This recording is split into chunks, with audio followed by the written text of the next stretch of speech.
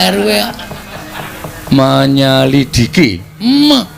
Wong niku nek ajeng menyiliti. Walah.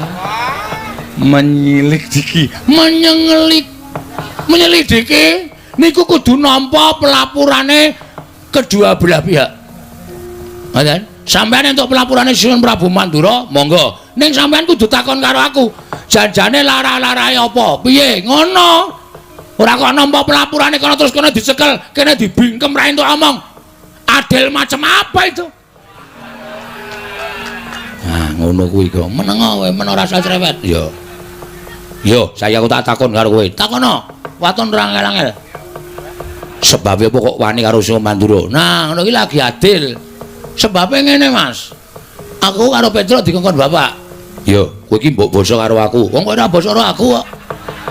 Aku pancen ra iso basa. Padha aku ya ora iso basa. Aku dhek pelajaran basa Jawa ora mangkat. Wah, ngeyeli ra Jawa. Meneng wae to? Yo. Aku dikongkon bapak. Yo. Kon sowan ning negara Ngamarta. Apa? Apa to? Apa to wigatine? Ya kuwi mung dikongkon supaya mboyong para Pandhawa rawuh ning Karang Kadempel. Sebabe bapak arep bangun kayangan.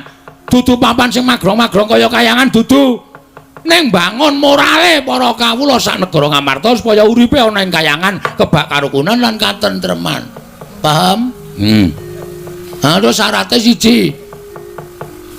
Syaratnya siji aku kudu mboyong para Pandhawa.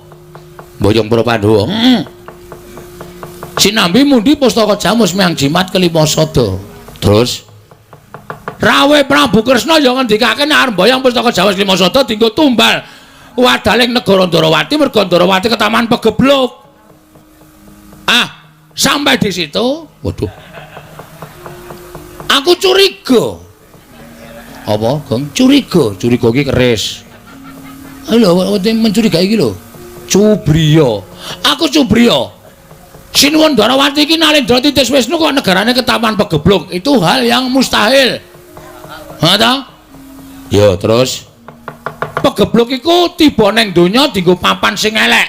Papan sing apik ora bakal ketiban pegebluk. Mula kula curiga. Ya nek Sinuwun Ndarawati niku tenan, nek palsu, nek mung arep gawe mboyong pustaka Jamus Lima Sada, napa mboten kapitunan? Wah, kula matur ngoten niku Prabu Baladewa panos maning jalanan. Petro, Bagong.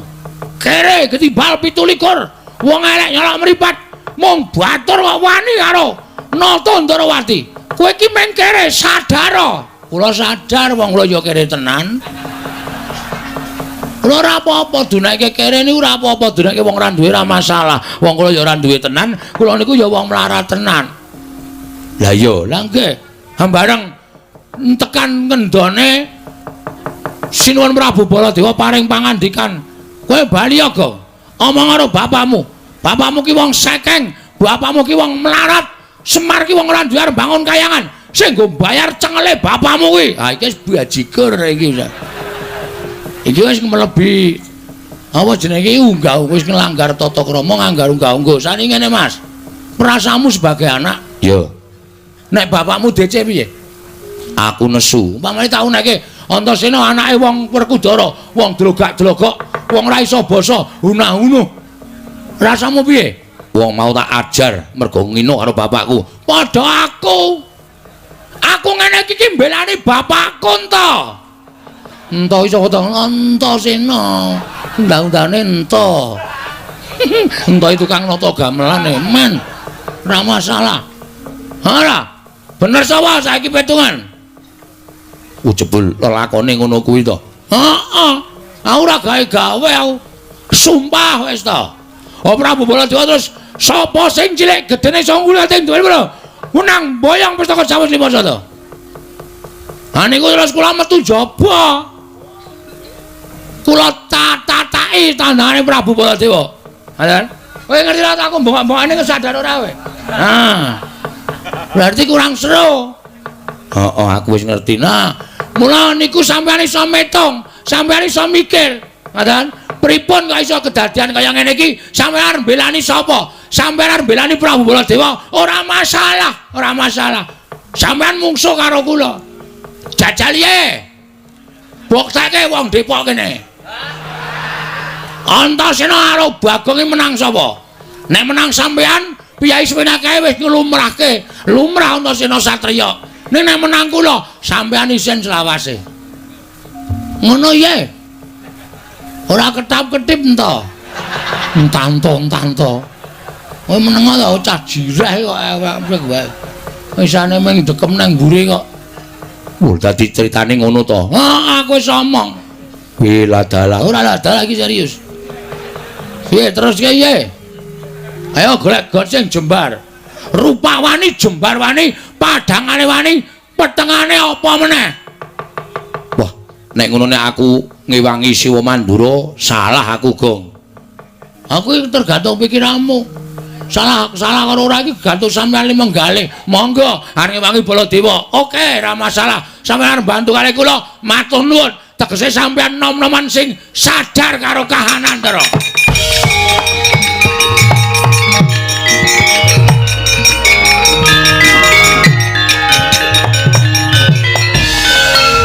Iki maksudnya piye kok ngrangkul iki? Truk, ngati-ati lho, truk iki aku dibanting tiraka lho. Ora Ndara Antasena wis eling kok, Gong. Eling piye maksude? Eling ngrangkul kowe nek dhewe salah. Iki ketoke sikile kok mlebu-mlebu nang ndi? Nang tengah-tengah sikilku kok nek banting. Kok gak dengkul nggon aku. Ngapura ya, Gong. Mboten napa-napa. Aku salah. Mpun nggih mpun. Sampeyan niku cah enom kadang kala entuk pelapuran terus emosi yang dipakai tapi hati enggak terpakai. Bener. Terus mengubyang-ubyung ngalor kidul. Yo barang digenake aduh getun aku ageton tiba mburi.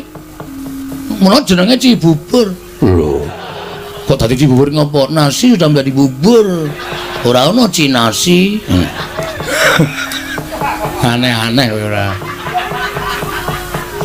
Ya wis nek ngono aku salah. Terus pripun iki?